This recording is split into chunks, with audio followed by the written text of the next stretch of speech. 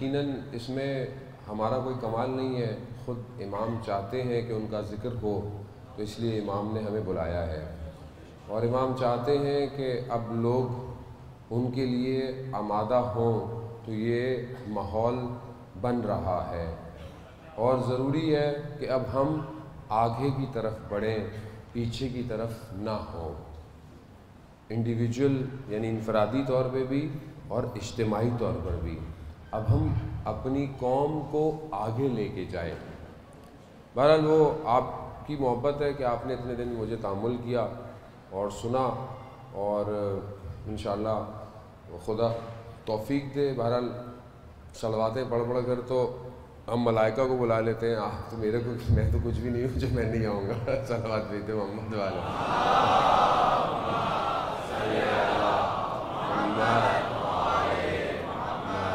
میں نے پوری کوشش کی کہ میں کچھ بہانہ کر کے نکلوں ان سے، مگر انہوں نے جو ہے وہ نکلنے کی جگہ جو ہے وہ بند کر دی نا ادھر ادھر سے۔ تو بہرحال ایسا نہیں ہے کہ ہماری کوشش ہوتی ہے کہ بہرحال جہاں نوکری ہے وہاں پہنچے آدمی، لیکن بہرحال ٹریولنگ کا اسکیجول ہوتا ہے، بعض اوقات انسان پھنس بھی جاتا ہے، مشکلات بھی ہو جاتی ہیں، لیکن بہرحال جہاں پر وہ چاہتے ہیں ان کا ذکر ہو وہ پہنچا دیتے ہیں۔ تو یہ بہت ضروری ہے کہ ہم جو اتنے دن ہم نے گفتگو کی، جو سنا، عزیزان محترم، میں جانتا ہوں کہ آپ سب اپنے وقت کے امام سے محبت کرتے ہیں، اور یقیناً یہ محبت ہے جو آپ کو کھینچ کے لائی ہوئی ہے۔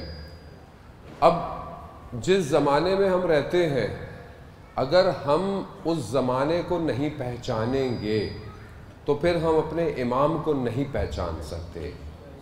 استاد پناہیان کہتے ہیں کہ آخری امام کے بارے میں بہت کچھ زیادہ ہے نہیں، یعنی تاریخ، یعنی ظاہر ولادت ہے، غیبت صغرا ہے، پھر غیبت کبریٰ ہے، یعنی اور لائف نہیں ہے، کیونکہ جب امام کی آپ کو پتہ ہے ولادت ہوئی کتنی سختی تھی، کتنا پہرا تھا، مگر امام کی ولادت ہوئی۔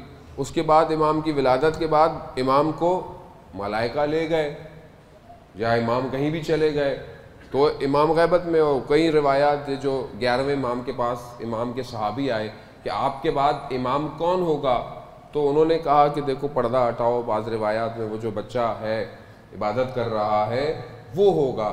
بعض کو امام نے دکھایا، بہت سارے لوگوں کو ایسی باتیں بتائیں کہ جنہوں نے آ کر پورا کیا۔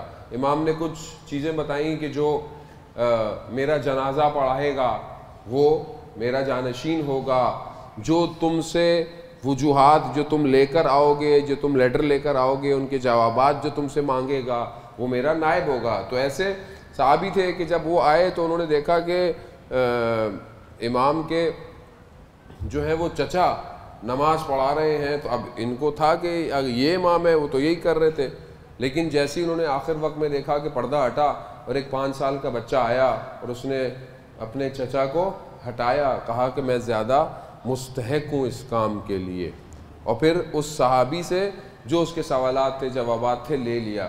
یعنی یہ نشانیاں ہیں، اور اس کے بعد امام، پھر غیبت صغریٰ، پھر نواب اربع، اور پھر اس کے بعد ایک خاص علماء فقہا سارے امام کے نائبین تھے۔ یہ سلسلہ آج تک جاری ہے۔ اب اسے اللہ نے خود مخفی رکھا ہوا ہے۔ مولا کائنات حضرت علی ابن ابی طالب علیہ السلام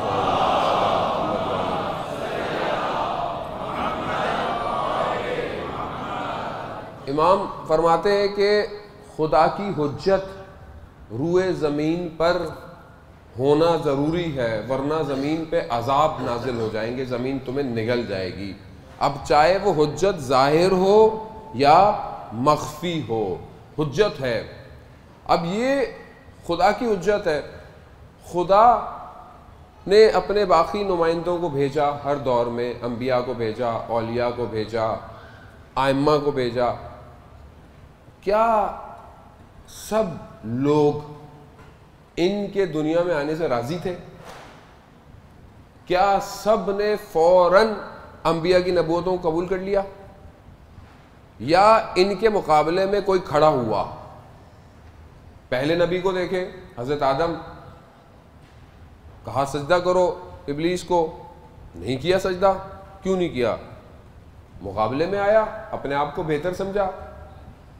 اسی طرح حضرت نوح کے مقابلے میں کتنے لوگ آئے؟ 950 سال عبادت کرتے رہے, اپنا بیٹا بھی جو ہے وہ کشتی میں نہیں بیٹھ پایا.